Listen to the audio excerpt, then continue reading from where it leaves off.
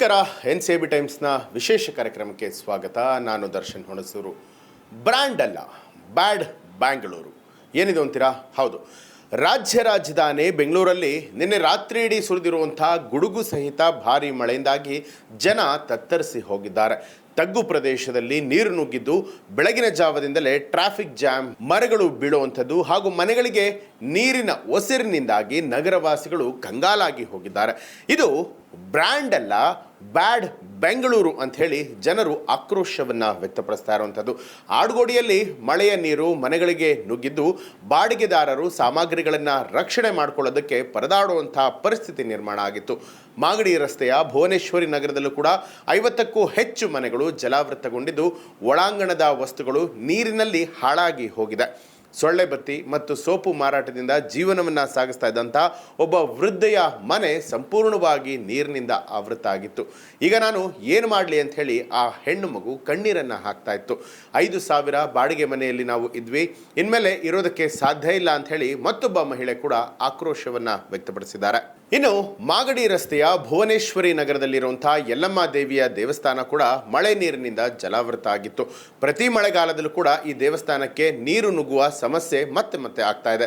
ಸ್ಥಳೀಯರು ಒಳಚರಂಡಿಗಳ ಸ್ವಚ್ಛತೆಗೆ ಯಾರು ಕೂಡ ಗಮನವನ್ನು ಹರಿಸ್ತಾ ಇಲ್ಲ ಅಂತ ಹೇಳಿ ಆರೋಪವನ್ನು ಕೂಡ ಮಾಡ್ತಾ ಇದ್ದಾರೆ. ಪುರಾತನ ದೇವಾಲಯದ ಈ ದುಸ್ಥಿತಿಯಿಂದಾಗಿ ಭಕ್ತರು ಕೂಡ ಬೇಸರವನ್ನು ವ್ಯಕ್ತಪಡಿಸಿರುವಂಥದ್ದು. ಇನ್ನು ಚಾಮರಾಜಪೇಟೆಯ ಶಿರಸಿ ವೃತ್ತದ ಬಳಿಯಲ್ಲಿ ಭಾರಿ ಮಳೆಯಿಂದಾಗಿ ಬೃಹತ್ ಮರವೊಂದು ರಸ್ತೆಯ ಬದಿಯಲ್ಲಿ ಉರುಳಿ ಬಿದ್ದಿತ್ತು. ಅದೃಷ್ಟವಶಾತ್ ಯಾವುದೇ ರೀತಿಯಾದಂಥ ವಾಹನಗಳು ಅದರ ಅಡಿಗೆ ಸಿಲುಕಿಲ್ಲ, ಯಾವುದೇ ರೀತಿಯಾದಂಥ ಪ್ರಾಣಾಪಾಯಗಳು ಸಂಭವಿಸಿಲ್ಲ ಅನ್ನುವಂಥದ್ದು ಒಂದು ರೀತಿ ಸಮಾಧಾನಕರವಾದಂಥ ವಿಚಾರ. ಇನ್ನು ಸಿಲ್ಕ್ ಬೋರ್ಡ್ ಸಿಗ್ನಲ್ ಬಳಿಯಲ್ಲೂ ಕೂಡ ಬೆಳಗಿನ ಜಾವದಿಂದಲೇ ಟ್ರಾಫಿಕ್ ಜಾಮ್ ಉಂಟಾಗಿತ್ತು. ವಾರಾಂತ್ಯದ ನಂತರ ಊರಿಗೆ ಮರಳುತ್ತಾ ಇದ್ದವರು ಸಂಚಾರ ದಟ್ಟಣೆಯಲ್ಲಿ ಸಿಲುಕಿ ಪರದಾಡುವಂತಹ ಪರಿಸ್ಥಿತಿ ಇತ್ತು.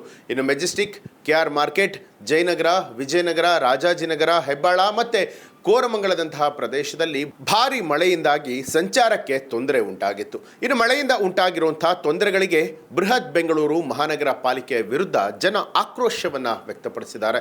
ಪ್ರತಿ ವರ್ಷ ಮಳೆಗಾಲದಲ್ಲಿ ಒಳಚರಂಡಿಗಳ ಸ್ವಚ್ಛತೆ ಕಡೆಗೆ ಗಮನವನ್ನು ಕೊಡದೆ ನೀರು ನಿಲುಗಡೆ ಸಮಸ್ಯೆಯನ್ನು ಶಾಶ್ವತವಾಗಿ ಪರಿಹರಿಸೋದಕ್ಕೆ BBMP ವಿಫಲವಾಗಿದೆ ಅಂತ ಹೇಳಿ ಸ್ಥಳೀಯರು ಆರೋಪ ಮಾಡಿದ್ರು. ಬೆಂಗಳೂರಿನಲ್ಲಿ ಈ ರೀತಿಯಾದಂಥ ಮಳೆ ನಗರದ ಮೂಲಭೂತ ಸೌಕರ್ಯಗಳ ಕೊರತೆಗಳನ್ನು ಮತ್ತೆ ಬಯಲಿಗೆ ಎಳಿತಾ ಇದೆ. ಒಳಚರಂಡಿಗಳ ಸ್ವಚ್ಛತೆ, ತಗ್ಗು ಪ್ರದೇಶದಲ್ಲಿ ಶಾಶ್ವತ ಪರಿಹಾರ, ಇದಕ್ಕೆ ಈಗಲೇ ಕ್ರಮವನ್ನು ಕೈಗೊಳ್ಳುವಂಥ ಅಗತ್ಯ ಇದೆ. BBMP ಹೆಲ್ಪ್ಲೈನ್ ಏನು 1533 ಈ ಮೂಲಕ ದೂರುಗಳನ್ನು ದಾಖಲಿಸಬಹುದಾದರೂ ಕೂಡ ನಾಗರಿಕರು ಶಾಶ್ವತ ಪರಿಹಾರಕ್ಕಾಗಿ ಇನ್ನೂ ಕೂಡ ಕಾಯ್ತಾ ಇದ್ದಾರೆ. ಮಳೆಗಾಲದಲ್ಲಿ ಇಂತಹ ಸಮಸ್ಯೆಗಳನ್ನು ಎದುರಿಸೋದಕ್ಕೆ BBMP ಮತ್ತು ಸರ್ಕಾರ ಸಮರ್ಥ ಯೋಜನೆಗಳನ್ನು ಕೂಡ ರೂಪಿಸಬೇಕಾಗಿರುವಂಥದ್ದು.